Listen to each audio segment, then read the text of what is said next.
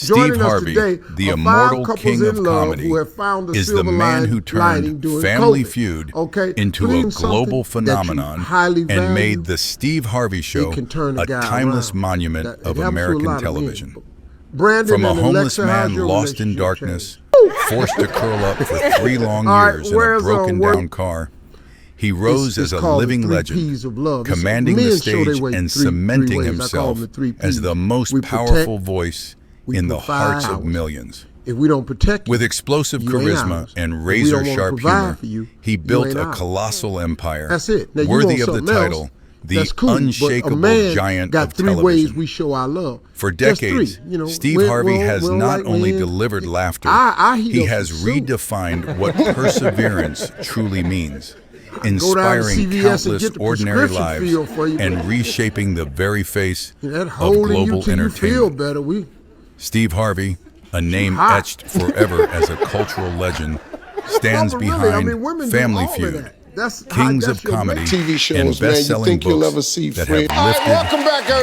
guided, Okay, and folks, changed check the this lives out. of millions A couple of days across ago, the world. we But showed you a behind that video shining of legacy Miss Dorothy lies a Steele. story not Miss Dorothy glamorous, Steele is a but brutal, 92-year-old a actress battlefield from of the movie scars Black that Panther. never healed. Asking me Broken to holler families, at her. crushing Here's that video. loneliness, and tragedies that even the brightest fame could not protect him from. The world saw only his smile for so many years, but few ever felt the haunting truth pressing heavy on his heart. The dark secrets, the soul-deep wounds that never let him go. Come with us through a life overflowing with triumphs, yet scarred by storms and loss. And before we begin, if you believe Steve Harvey is one of the most powerful legends in television history, don't forget to hit like as a tribute to the man who gave joy to the world while carrying unimaginable pain alone. It's heartbreaking when the beginning of a legend is marked not by applause, but by a ripping sound, louder than any laughter, the sound of a dream being torn apart in front of mocking eyes. At home, cold dust clung to his father's boots and chalk stains to his mother's hands. But no trace of comfort ever reached the youngest of 5 children, who carried a stutter and a fragile hope. For Steve Harvey, childhood was not painted with joy. It was carved with scars of poverty and humiliation. Born on January 17, 1957, in the small coal town of Welch, West Virginia, Steve was the son of Jesse Harvey, a miner whose lungs bore the black mark of endless shifts underground, and Eloise Vera, a teacher who stretched every penny until it broke. When the family later moved to Cleveland, Ohio, settling on East 112th Street, the neighborhood was rough, opportunity scarce, and every dream seemed to suffocate under the weight of poverty. Decades later, that same street would be renamed Steve Harvey Way, as a tribute to the boy who once walked its cracked sidewalks with holes in his shoes. Poverty was merciless. With 4 siblings to share everything, food was thin, clothes were patched until they fell apart, and winter nights were colder than the walls could shield. Layered on top of poverty was the color of his skin. In the 1960s Midwest, a young black boy was rarely encouraged to dream beyond survival. For Steve, every ambition was doubly fragile, mocked not only because of poverty and a stutter, but because of the time and place that judged him before he even began. In the classroom, his stammer turned each word into a battlefield. Broken syllables drew laughter and ridicule cut deep. Yet the wound that never left him came one afternoon in elementary school, when the teacher asked children to write about their future. Steve, just a small boy with oversized dreams, scrolled shakily. "I want to be on television." The room froze, then erupted in cruel giggles. The teacher's hand ripped his paper in half, shredding more than a dream.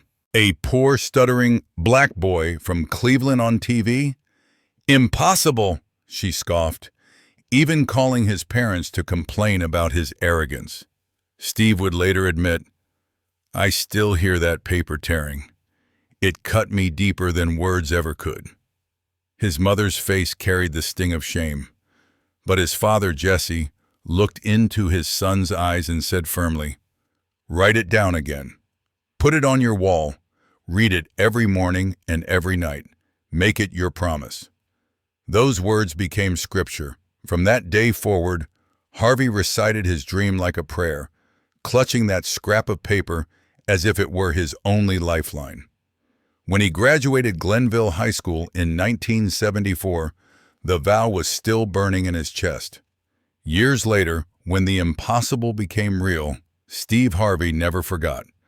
Every Christmas, he sent his former teacher a new television with a note attached. These were silent, sharp reminders that the boy she mocked was now inside every living room in America. The scars of childhood never vanished, but they hardened into steel, forging the fire, the voice, and the unshakable will that would one day make Steve Harvey not just a star, but a legend. It is haunting to think how wide the gap was between a boy's torn paper dream and the roaring applause of a comedy stage. That fragile child who once stuttered in a Cleveland classroom grew into a restless young man, wandering through a maze of jobs that never fed his soul. He carried mail door to door under freezing skies until his fingers numbed. He scrubbed carpets until his knuckles bled, sold insurance policies to strangers who slammed doors in his face, turned wrenches as a mechanic, and even climbed into a boxing ring to take punches for a paycheck. Every shift ended the same way. His pockets nearly empty, his spirit even emptier. The promise he once scrolled for his father, "I will be on TV," hung in his mind like a fragile lantern in a tunnel of endless night.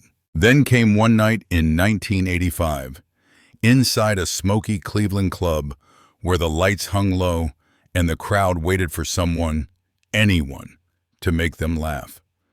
A friend dared Steve to take the stage at an open mic. With nothing left to lose, he stepped forward, heart hammering against his ribs. The first joke stumbled out, then another, and suddenly the room cracked open with laughter. The sound wrapped around him like fire and freedom. When the host handed him $50, Steve walked into the cold night with tears streaming down his face, clutching the crumpled bill as if it were treasure. He whispered through sobs, "I was born tonight." The next morning, he quit his job.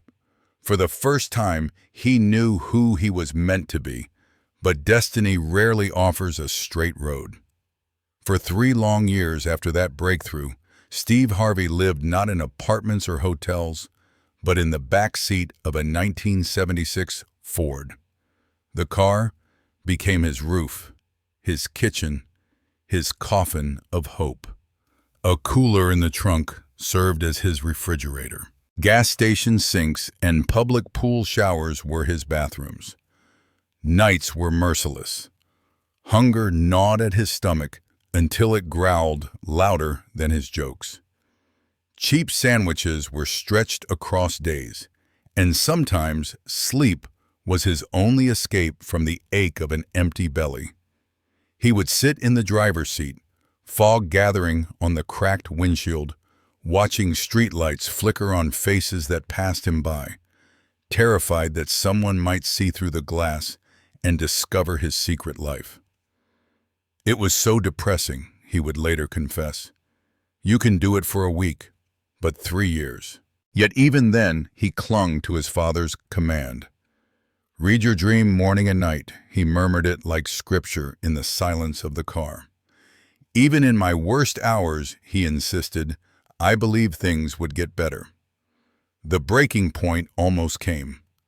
One night, ready to surrender, he lifted the phone to call his father and admit defeat. But before dialing, he pressed play on his answering machine. 2 messages blinked. The first, a club in Jacksonville offering $150. The second, another gig the very next night for the same amount. Suddenly, he had $300, just enough to buy a cheap flight to New York, where the producers of Showtime at the Apollo wanted him on stage. Had he missed those calls, one button, one hesitation, the story of Steve Harvey might have ended in silence. Even then, survival was possible only because of unexpected angels. A kind couple, Rich and Becky Liss, recognized his determination and gave him a carpet cleaning contract and a line of credit for travel. Their faith restored his dignity when shame nearly buried it. Years later, with tears streaming on national television, Steve called them live to say thank you, vowing to repay their kindness for the rest of his life. Those years of hunger, ridicule, and cold nights in a car did not crush him. They carved him. Every setback became fuel. Every humiliation a stepping stone, until the boy once mocked for stuttering stood ready to face the nation.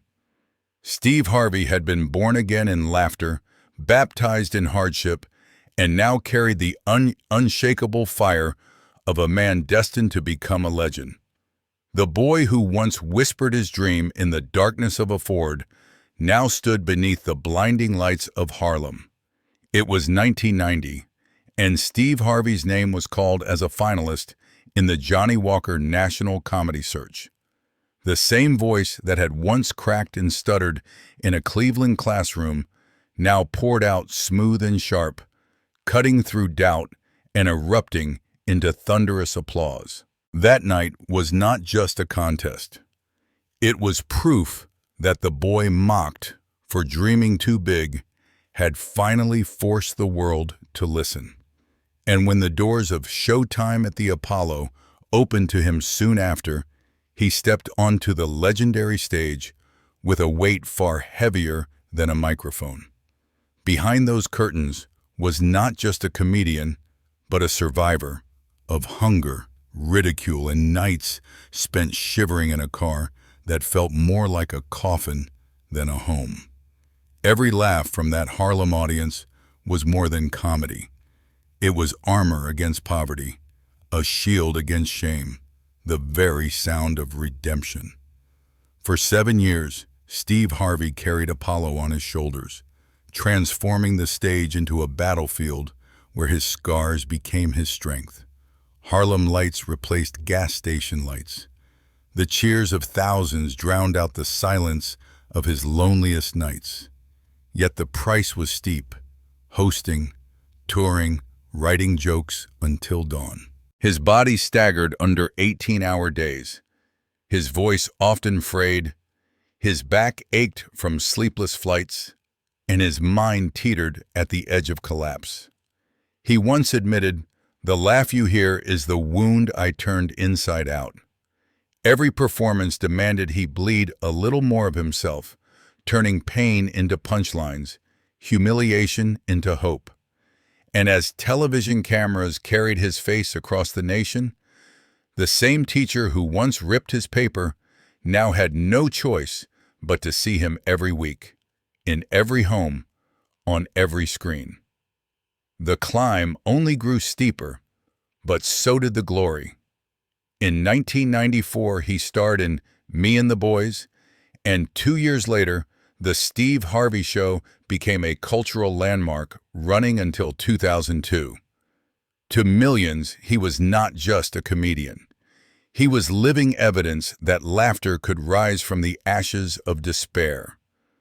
But the schedule was merciless.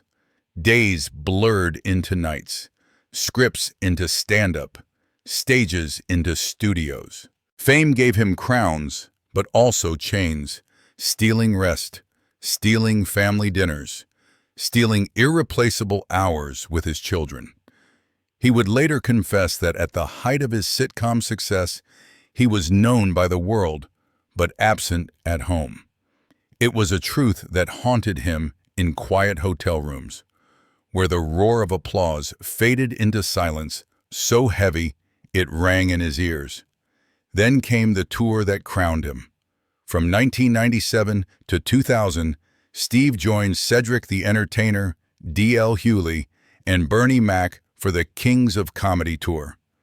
Night after night, arenas shook with roaring crowds. And when Spike Lee captured it all in the original Kings of Comedy 2000, Harvey's name was etched not just in the history of stand-up, but in the soul of American culture.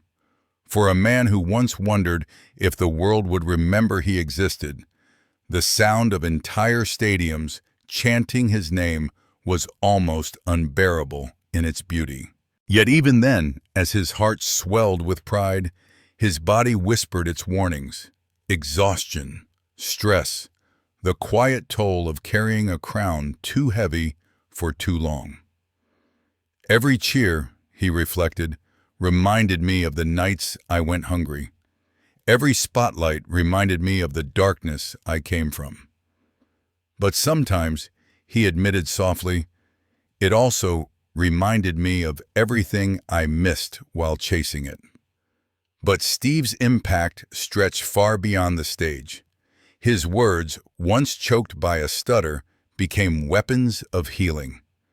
In 2009, he poured his hard-earned wisdom into Act Like a Lady, Think Like a Man, a book that turned scars into guidance and went on to become a New York Times bestseller, later adapted into a box office hit film.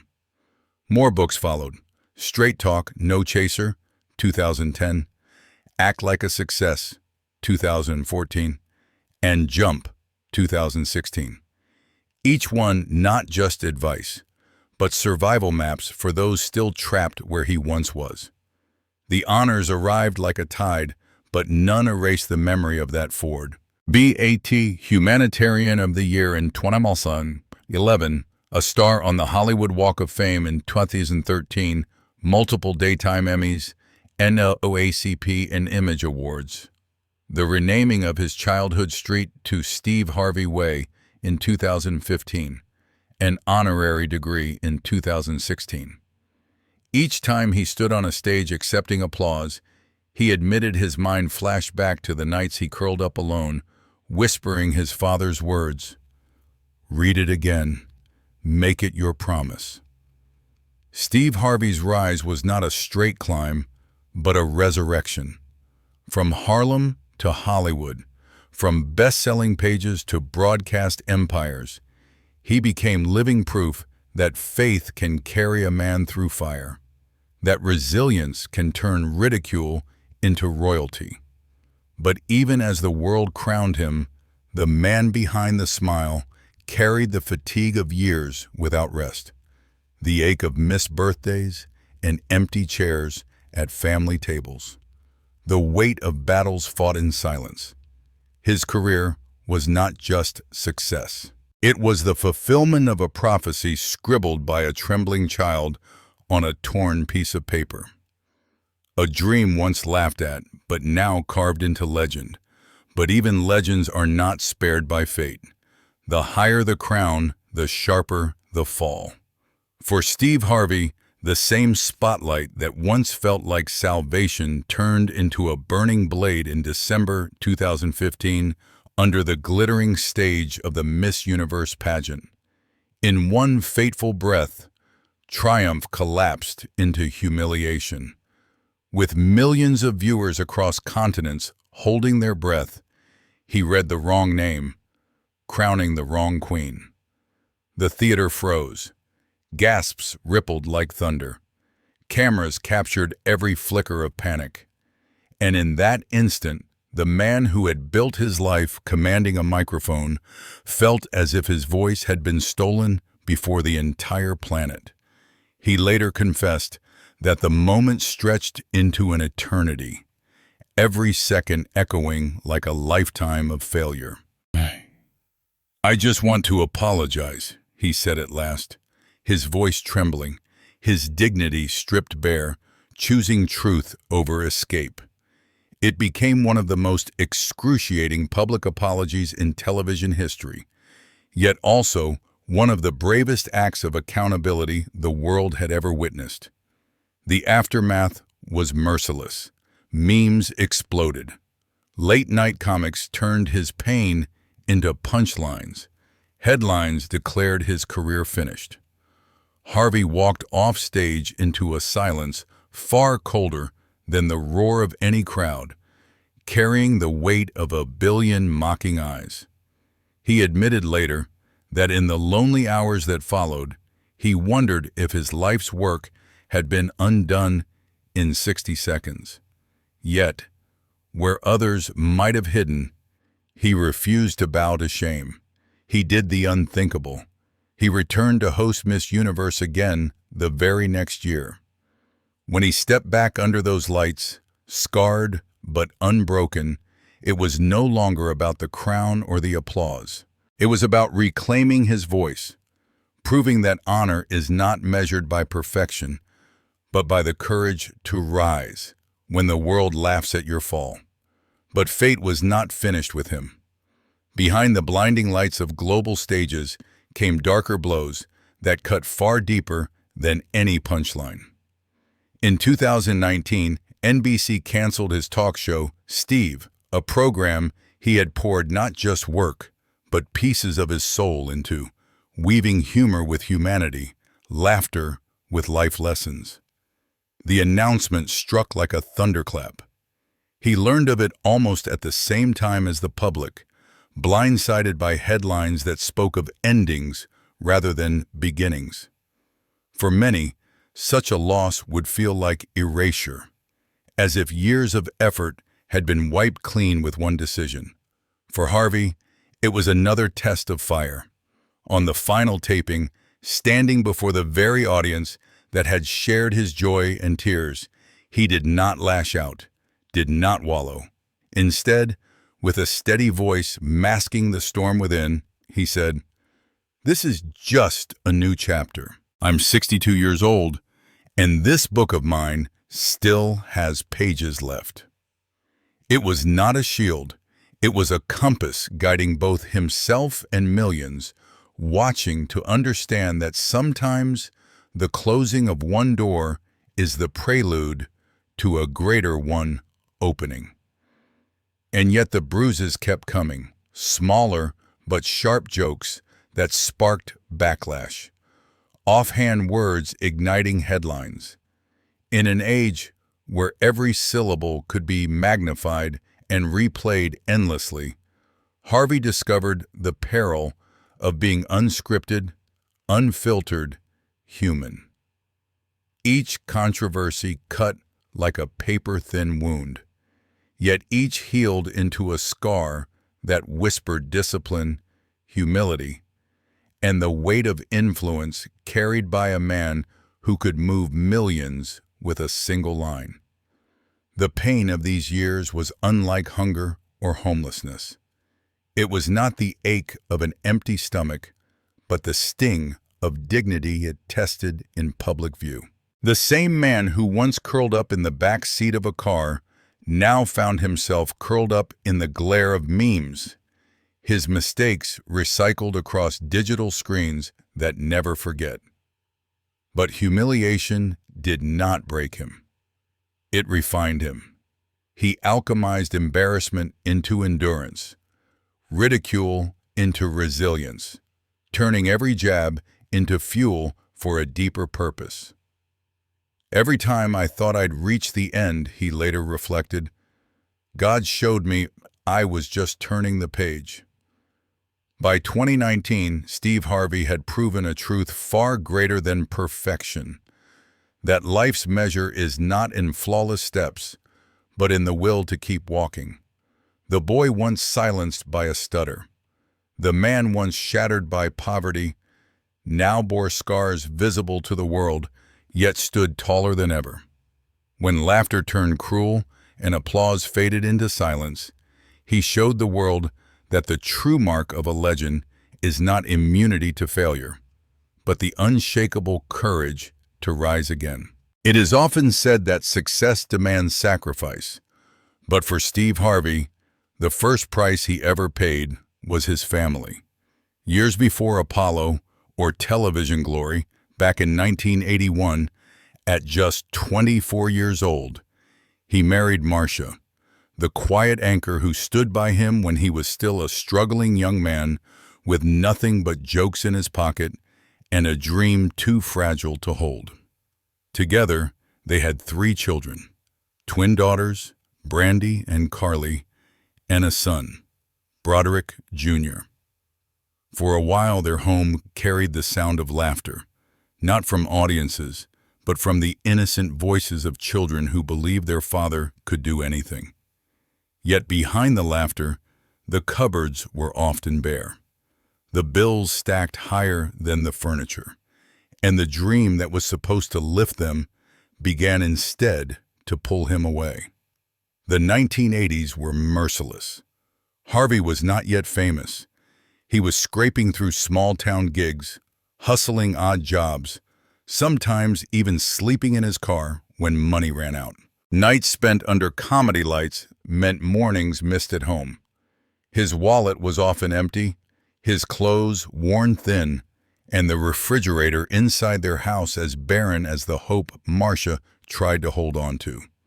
She bore the weight of motherhood in silence, stretching every dollar, soothing hungry children, and watching her husband disappear night after night into clubs that rarely paid enough to cover the rent. Steve would later confess with a voice heavy with regret, "I lost my family, chasing the dream." The marriage unraveled as his ambition grew.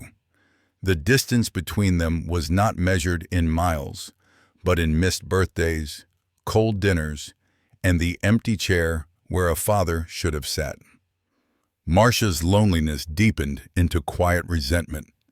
She had married a man, but found herself raising 3 children almost alone.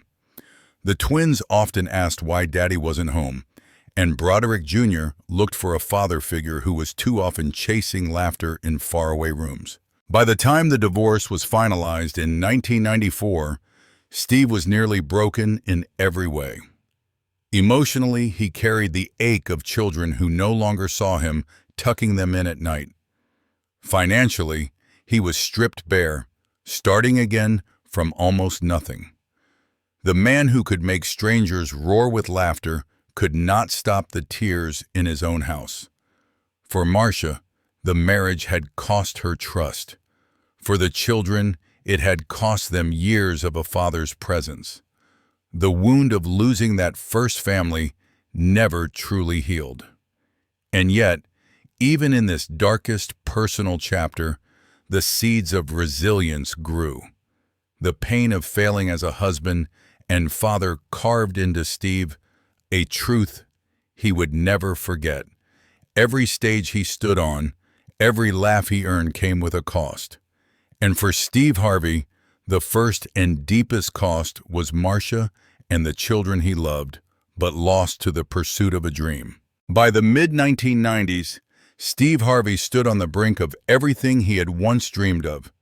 His face on television, his name rising in comedy, his future unfolding.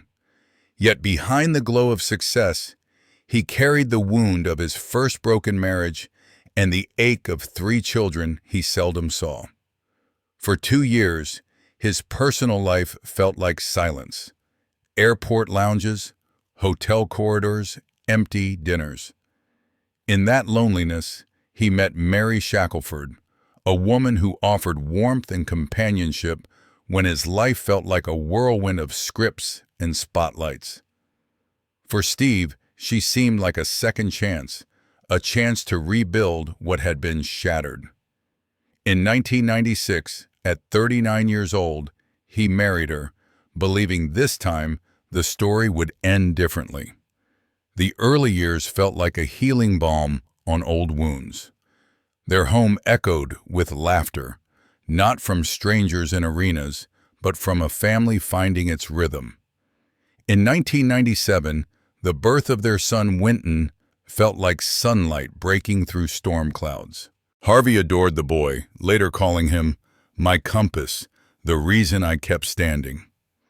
Evenings were filled with simple joys. Steve sprawled on the living room carpet, letting Winton crawl across his chest while Mary smiled nearby. Weekends meant backyard barbecues, baby giggles mixing with the smell of charcoal, and stolen snapshots that captured a man who looked at last content. For a man who had once lived out of a car, carrying his entire world in the trunk, the sound of a baby's laughter in his own home was proof that redemption was possible. Every smile in those family photos told a story of hope restored. Steve holding Winton high above his head, Mary's hand resting gently on his shoulder, the promise of stability finally within reach. In those fleeting years, Harvey allowed himself to believe he had outrun the ghosts of poverty, loneliness, and loss, and that perhaps this time love would last. But storms have a way of returning, sometimes darker the second time. In the beginning, there were moments that felt like healing. Quiet dinners, the glow of a newborn son, family photos full of genuine smiles. When Winton was born in 1997, Harvey often cradled him like a fragile miracle, telling friends, "He's my compass, the reason I keep standing." For a man who once slept in a car, holding his infant son felt like redemption, as if God had finally balanced the scales of suffering. But ambition is a double-edged blade. As Harvey's career accelerated, sitcom tapings, Apollo, the kings of comedy tours, his marriage began to buckle under the same absences that had unraveled the first. Mary longed for stability, for dinners that didn't end with him packing a suitcase, for nights when the microphone didn't steal her husband away. Steve, haunted by the terror of slipping back into poverty, was consumed by survival and success. What began as small silences, missed phone calls, empty chairs at holidays, grew into arguments sharp enough to cut the very love that once held them together. By 2005, after nearly a decade, the collapse was no longer avoidable. And unlike the quiet heartbreak of his first marriage, this ending came under the blinding lights of cameras. Mary went before the world with accusations that slashed at Harvey's reputation, painting him as unworthy of the very image he had fought to build. Though courts would later dismiss many of the claims, the verdict of public opinion was merciless. His face, once plastered on billboards for laughter, now filled tabloids as a symbol of scandal. That divorce, he later admitted, left the heaviest scars on my spirit and on my image. The battles were relentless. Scripts were replaced by affidavits, laughter by depositions, the rhythm of punchlines by the cold monotone of legal testimony. Interviews that should have celebrated his craft turned into interrogations of his character. He once feared being invisible. Now he was overexposed, dissected, judged for mistakes, real and imagined. Every flash of a paparazzi bulb felt like a wound reopening, every whisper a verdict without appeal. Yet the deepest wound was not the headlines. It was the fracture at home. Winton was only 8 when his parents' love collapsed into bitterness. After the divorce, the boy lived with his mother, leaving Steve with only fragments of time. A weekend here, a holiday there. "I could survive the tabloids," Harvey later confessed, "but seeing that pain in my boy's eyes, that broke me." Alone in hotel rooms, he often stared at the ceiling, adored by millions, yet powerless to shield the one child who mattered most. Years later, when Winton chose to live with him as a teenager, Harvey would call it a second chance from God. Proof that some bonds can heal despite the storm. Looking back, Harvey described those years not as a divorce, but as a crucible, a furnace of public shame and private agony. "I thought I had already lost everything once," he reflected bitterly. I didn't know I could lose even more. The man who had risen from homelessness to household fame now felt stripped again, not of possessions, but of dignity, peace, and the simple comfort of family. And yet he endured. He clung to his faith, to his role as a father, to the stubborn belief that scars could be reshaped into strength. The marriage to Mary Shackelford was not just another chapter. It was the storm that nearly drowned him, the trial that revealed the true cost of chasing a dream. It left him scarred, weary, and humbled. But still he stood. And in standing, he discovered a truth even legends must learn. The fiercest battles are not fought under spotlights, but in silence. When the crowd is gone and the only witness is your own reflection, it seemed as though the fire of one storm had barely dimmed before another struck. This time, aimed not at Steve Harvey's marriage, but at his very survival. In 2005, in the ashes of his second divorce, Harvey stood not as a titan of television, but as a man staring into ruin. When the court battles ended and the lawyers were paid, he walked to the bank, slipped in his card, and watched the screen flicker back a number so small it mocked him. $1,700. For a man whose face filled billboards and whose voice filled arenas, that figure cut deeper than poverty ever had. It was humiliating, he later admitted, to have the world believe you're rich while you can't even breathe. But humiliation was only the beginning. Soon came the cruelest blow, a devastating discovery that for 7 years, because of a disastrous accounting failure, his taxes had gone unfiled. Principal, interest, penalties. They multiplied like vultures circling, swelling into a mountain so high it threatened to crush him. He had once feared homelessness. Now he feared something darker: prison, disgrace, and the erasure of everything he had fought for. At night he lay in hotel rooms staring at ceilings, haunted by two thoughts. What if I lose everything? What if my children see me fall? And yet, in that abyss, Harvey did what survivors do. He fought. He built a plan as relentless as hunger itself. Long before sunrise, while the city still slept, he was already in a studio, his voice carrying over the airwaves on a morning radio show. That microphone became his lifeline, the one battlefield where he still felt powerful even as debt threatened to silence him. Every joke I told in those days was paid for in fear, he recalled. But fear kept me moving. Discipline became his armor. Every dollar was a soldier. Every gig another step against despair. Exhaustion became his daily companion. He worked until his body staggered. Radio in the morning, meetings by day, stages by night. There was no luxury, no pause. He stacked opportunities on top of fatigue, refusing to let the avalanche bury him. Out of that grind came his books: Act Like a Lady, Think Like a Man. 2009, Straight Talk, No Chaser, 2010. Each page he wrote was not just advice for others, but a brick wall holding creditors at bay. Then in 2010 came the turn of destiny. Harvey took the stage as host of Family Feud. Within 3 years, ratings exploded to historic highs. What had begun as a lifeline became a resurrection. The same man who once curled up in a Ford now appeared nightly in America's living rooms, not as a victim of debt, but as the face of laughter itself.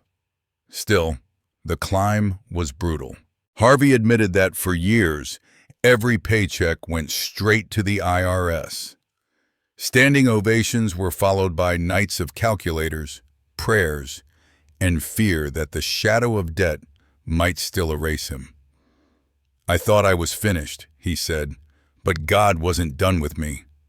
Slowly, painfully, dollar by dollar, performance by performance, he clawed his way out. The whispers of humiliation, "You're finished," were drowned out by proof that resilience could turn disgrace into testimony. By the late 2000s, Harvey had rebuilt more than money. He rebuilt dignity. He rebuilt discipline. He rebuilt the faith that had carried him since boyhood. The chapter of $1,700 and 7 years of taxes was never just about numbers. It was about shame, survival, and the terror of failing his children. But it was also about what happens next. On his knees he prayed. From his knees he fought. And when he rose, he carried scars that spoke louder than any punchline. That faith, discipline, and unbreakable will can turn the weight of ruin into the very foundation of redemption. By the mid-2000s, Steve Harvey stood on stages that millions envied. But off stage, he carried wounds no spotlight could heal.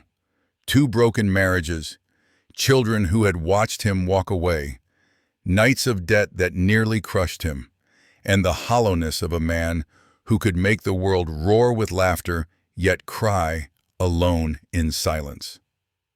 Survival had kept him breathing, but survival is not the same as living. Then came Marjorie Bridges, the woman Harvey would later call the best thing that ever happened to me.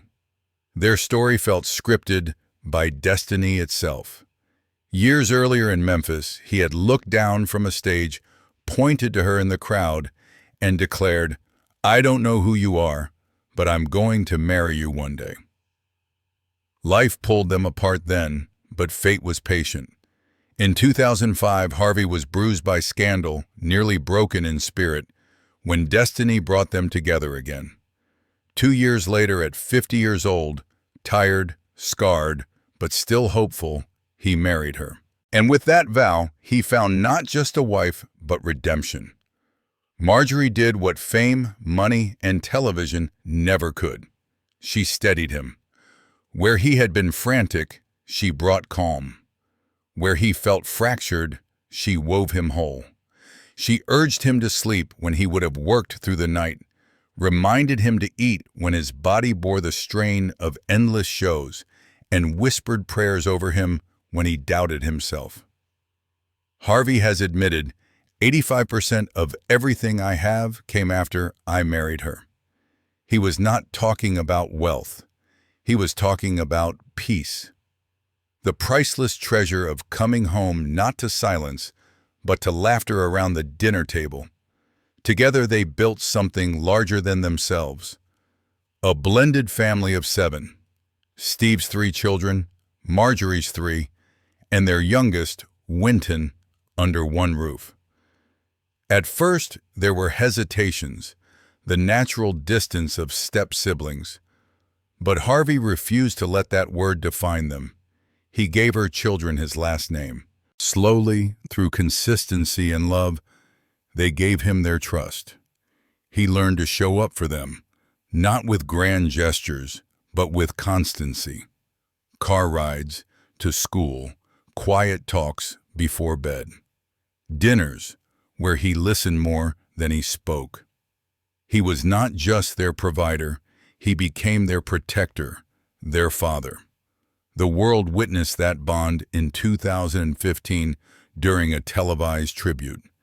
Jason, Marjorie's son, turned to Steve and said, "You gave me your last name. There's no one better than you, Dad." The auditorium stilled. Cameras caught Harvey's face as he broke, sobbing, not as a comedian or host, but as a man finally forgiven. For someone who had once whispered, "I lost my first family chasing the dream," those words were not just affection. They were grace, absolution, healing made visible. Life with Marjorie gave Harvey what no crown of fame ever could. The quiet miracles of belonging, evenings when he came home and found his family waiting at the table, birthdays where every child, biological and adopted, stood together as one.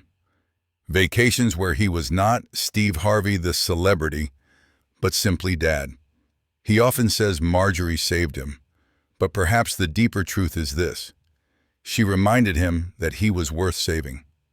Today, when Harvey surveys the mansions, the awards, the shows that bear his name, he insists none of it compares to what he found in her.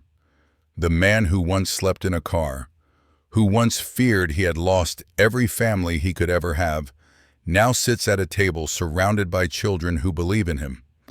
Marjorie turned his house into a home, his regrets into lessons, and his scars into stories of healing. For Steve Harvey, marrying Marjorie was not just another chapter.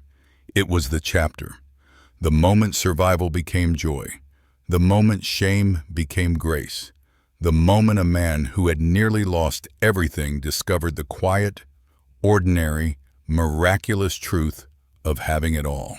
Now at nearly 70, Steve Harvey stands not just as a comedian or a host, but as the architect of a global empire.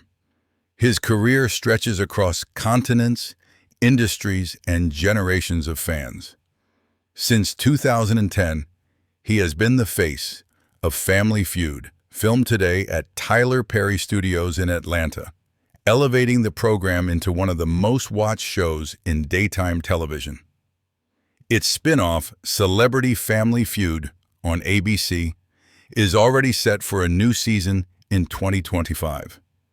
Every morning from 6 o'clock to 10 a.m., the Steve Harvey Morning Show reaches millions across the United States and beyond through syndication and podcasts, becoming a ritual in households and commutes alike.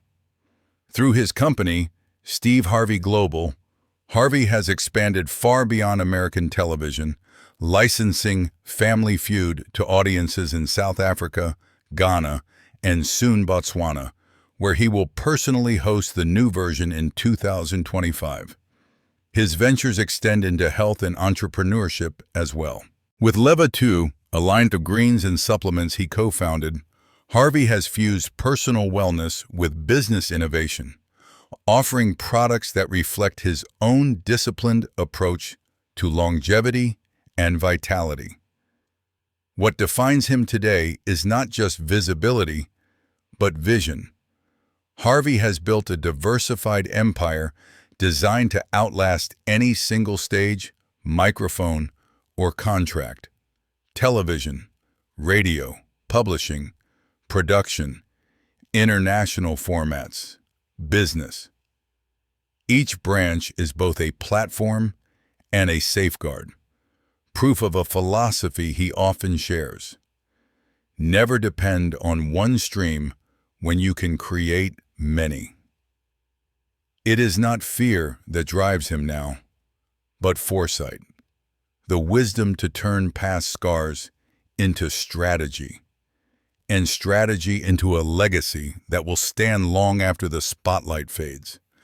The outward symbols of Harvey's rebuilt life gleam with the scale of an empire. In 2020, he secured one of Atlanta's crown jewels, a 17-acre estate once belonging to Tyler Perry. At nearly 35,000 square feet, the mansion reads like a private resort, complete with a state-of-the-art gym, spa, infinity pool, home theater, and even a hidden ballroom buried beneath the ground. A secret world for gatherings. Public records and media reports value it around $15 million. But its true worth lies in what it represents: permanence after decades of impermanence. This estate is only the latest chapter in a lifestyle shaped by constant reinvention. During his Chicago talk show years, Harvey lived above the skyline in a Trump Tower penthouse, the city lights at his feet. Later in Beverly Hills' ultra-exclusive Beverly Park, he rented a mansion at a six-figure monthly cost. Proof that for Harvey, home had become not just shelter, but stage. Vacations have taken him far beyond land. He and his family have been photographed aboard super yachts. their charter prices running into the hundreds of thousands per week. Moments of escape earned after years of relentless grind. His garage, too, tells a story in chrome and horsepower. A meticulously preserved 1941 Cadillac, a Rolls-Royce Phantom 8, and a Bentley gifted to Marjorie, each one less about transportation than about testimony. On his wrist, watches become punctuation marks of achievement. Rolex Day Date for timeless authority, Rainbow Daytona for exuberance, and Roger Dubier's Knights of the Round Table for storytelling in miniature. And then there is the style. Under the eye of stylist Ellie Caramo, Harvey has redefined modern men's wear at his age, his monochrome ensembles regularly going viral. Sharp lines, fearless colors, precision tailoring, each outfit a declaration that reinvention is not bound by time. For a man once measured in scarcity, his aesthetic today is measured in confidence, a luxury far rarer than stone or steel. Yet even in opulence, Harvey lives as a man shadowed by discipline and fear. His greatest battle now is not with applause or contracts, but with his own body.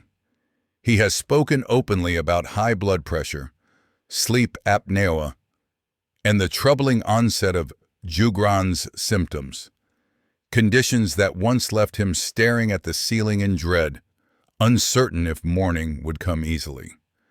Determined not to let illness steal what hardship could not, he stripped 30 pounds from his frame after 50, submitted himself to the grind of daily training, and built a regimen of full-body strength and relentless cardio.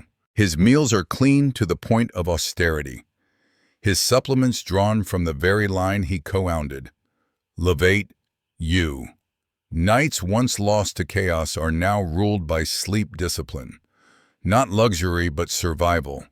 Health is my covenant with my family and my audience. He insists, knowing that the same grit that rebuilt his fortune must now guard his flesh. Still shadows remain. Behind the immaculate suits tailored to perfection lies the quiet ritual of blood pressure, cuffs, and carefully measured routines. Behind the radiant confidence, the memory of fatigue that once dropped him mid-con conversation, forcing him to confront his limits. And beyond the private struggle, the public one persists. The Miss Universe era of 2015, replayed endlessly online, turned into a meme that outlives its moment. He owned it, apologized, and returned. Yet the sting of humiliation still flickers whenever his name resurfaces. And deeper still is the ghost of scarcity. Even surrounded by acres of Atlanta estate and chandeliers that cast golden light across hidden ballrooms, Harvey admits the fear has never left.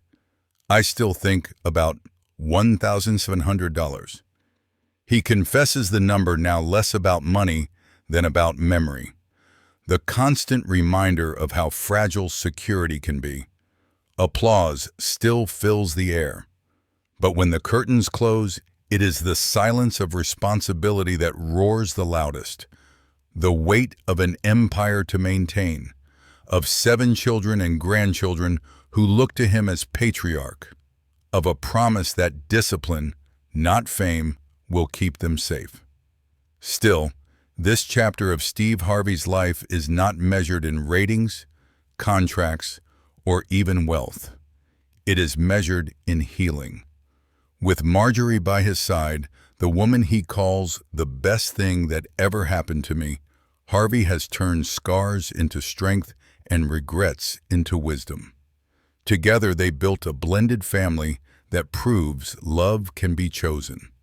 Stitched together not by blood, but by commitment.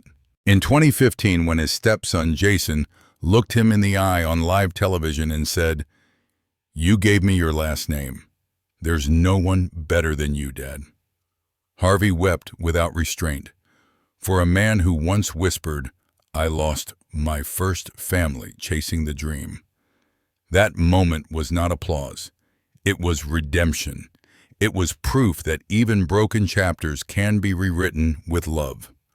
Today, his net worth is publicly estimated in the nine-figure range. His home, a mansion on 17 acres in Atlanta. Yet Harvey himself insists the real treasure is far humbler. Dinners where every child, biological and adopted, sits at the same table.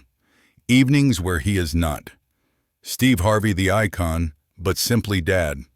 Mornings when grandchildren run through hallways, far more valuable than any trophy case. His life now speaks beyond comedy. It is a testimony carved from trial and grace. That resilience can outlast ridicule. That faith can carry a man through fire. And that love, hard-won, undeserved, unconditional, can heal even the deepest scars. The boy who once doubted his voice now uses it not only to make the world laugh, but to remind it to hope. And Harvey himself often says it best. Applause fades, trophies gather dust, but family, discipline, and gratitude, these are the legacies that endure. So let me ask you, has there been a moment in your life when you felt reborn? When grace or love gave you a second chance? If Steve Harvey's story has ever touched you, share your reflection below. Your words may be the reminder someone else needs, that healing is possible, that no scar is final, and that the story is never over until you choose to write it with love.